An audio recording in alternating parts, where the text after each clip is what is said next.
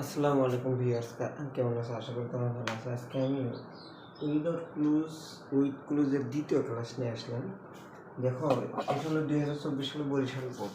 আমরা কোথায় কী বসাবো এটা আমরা শিখব। এখানে আছে ক্যান নট, মনে রাখবা যত মডাল ভার্ব আছে ডু ভার্ব আছে। মডাল ভার্ব এবং ডু ভার্ব এবং ফিউচার ভার্ব শ্যাল বা উইলের পরে সর্বদা মূল ভার্ব বসে। তার মানে এখানে হবে হলো একটা মূল ভার্ব কি, we can not live alone. Live alone, তাহলে কি শিখলাম? মডাল ভার্ব যতগুলো আছে, ডু ভার্ব যতগুলো আছে, তারপরে শ্যাল বা উইল ভার্বের পর সর্বদা যে শব্দটা বসে সেটা ভার্ব করতে হবে। তারপর দেখো we are always in of, এখানে দুটো প্রিপোজিশন আছে। দুটো প্রিপোজিশন যদি থাকে সবসময় যেন সে জায়গায় 95% নাউন হয়। এখানে হবে হলো নিড। কি হবে? নিড হবে। In need of assistance. এখন দেখো এখানে অব আছে, এখানে নাউন ফ্রেজ আছে, তাহলে এক্ষেত্রে হবে হলো না আর্টিকেল অথবা অ্যাডজেক্টিভ জাতীয় শব্দ হবে। আর্টিকেল অথবা অ্যাডজেক্টিভ শব্দ এখানে অল হতে পারে, অথবা সাম হতে পারে, অথবা দাও হতে পারে। অল আদার এরাউন্ড আছে, আমাদের পাশে যারা থাকে তাদের জন্য আমাদের এটা প্রয়োজন। তারপরে দেখো এবার উই নিড ক্লোথস, আমাদের কাপড় প্রয়োজন। হুইচ আদার্স, যেটা অন্য মানুষ কী করে বানায়, আমরা নিজেরা বানাই, বানানো বা বুনানো উই। আচ্ছা, তারপরে দেখো house is which other built. দেখো এই যে এখানে ভার্ব হবে, এখানে ভার্ব হবে কেন? দেখো এ আদার্স বাদ দেও। দেখো হুইসের পর সর্বদা যে শব্দটা বসে সেটা ভার্ব করতে হয়, সেটা বি ভার্ব হোক, মূল ভার্ব হোক, যে কোনো হোক। এ আদার্স বাদ দাও, আবার হুইস আছে, তাহলে এখানে একটা ভার্ব লাগবে। হাউজেস হুইচ বিল, যে বাড়িগুলো অন্যেরা বানায়। And food which other, a same, a other বাদ দাও, সেখানে ভার্ব লাগবে। তাহলে অন্য মানুষের উৎপাদন করে কি হলো? গ্রো। দেখো তাহলে আমরা কি সময় হুইস বা হু বা হুইসের পর যে শব্দ থেকে ডেকারেশন তারপর শব্দ ভার হবে। আচ্ছা, তারপর we have to earn our livelihood by.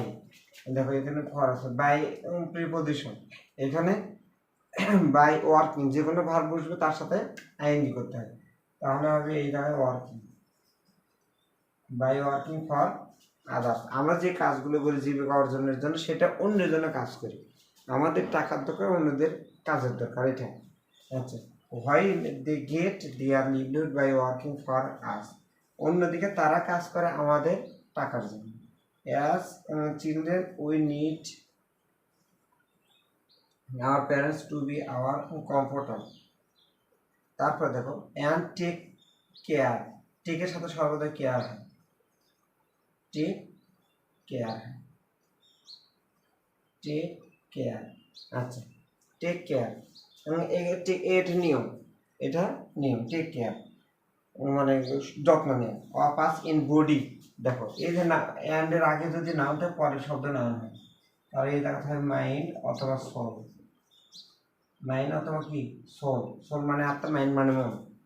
অ্যান্ডের আগে যদি নাম থাকে পরে নাম, পরে থাকলে পরে নাম তাহলে আগে নাম। As we grow, we need care, the care of other. We cannot exist, আমরা থাকতেই পারি না বা আমাদের অস্তিত্বই থাকে না এই ডে, একদিনের জন্য, আওয়ার ফিলোমেন, তার মানে এই কথা হলো উইদাউট, উইদাউট হবে। We can not exist a day without our ফিলোমেন, এটা হলো এক্সিস্ট উইদাউট, মানে একই বাক্যে যদি ক্যান নট থাকে, ওই বাক্যে যদি কোনো প্রিপোজিশন ব্যবহার হয় সেটা বেশিরভাগ ক্ষেত্রে হবে আমার উইদাউট, নেগেটিভ। আমরা একদিনও তাদের ছাড়া আমরা থাকতে পারি না। তাহলে তো প্রথমে কী শিখলাম? মডাল ভার্বের পরে ভার্ব বসে, তারপরে দুই প্রিপোজিশনের পরে যদি কোনো নাউন বসে সেটা আলাদা, আর যদি ভার্ব বসে সেই ভার্বের সাথে আইএনজি যোগ করতে হবে। সাম অফ আর আদার, এই এখানে এটা নাউন ফ্রেজ, নাউন ফ্রেজের আগে মনে করে তোমাকে অবশ্যই একটা অ্যাডজেক্টিভ দিতে হবে। হুইচ হলে রিলেটিভ প্রোনাউন, রিলেটিভ প্রোনাউনের পরে যে ভার্ব থাকে, যে শব্দটা বসে সেটা ভার্ব হয়। ওই জন্য ওখানে উইথ, এখানে বিল্ড, আর এখানে গ্রো, একই নিয়ম। তারপর প্রিপোজিশনের পরে কোনো ভার্ব বসলে তার সাথে আইএনজি যোগ, দেখো ওয়ার্কিং যোগ হয়েছে। এটা সেম উদাহরণ, দেখো এখানে সেম উদাহরণ আছে। আচ্ছা, তারপরে দেখো টেকের সাথে সর্বদাই কেয়ার বসে। অ্যান্ড এর আগে যদি নাউন থাকে পরে নাউন, পরে নাউন থাকলে আগে নাউন। তারপর exist a day without hour fellow maybe. এক্ষেত্রে তোমার মনিকার বাক্যের অর্থ অনুসারে একটা প্রিপোজিশন উইদাউট মানে ব্যতীত, আমাদের আশেপাশের লোকজন ছাড়া আমরা ভালোভাবে চলতেই পারি। পরের কোনো ক্লাসে অন্য একটা মানে এই উইথগুলো যত উইদাউট ক্লুজ নিয়ে তোমাদের সাথে আলোচনা করো। সে পর্যন্ত ভালো থাকো, আল্লাহ হাফিজ।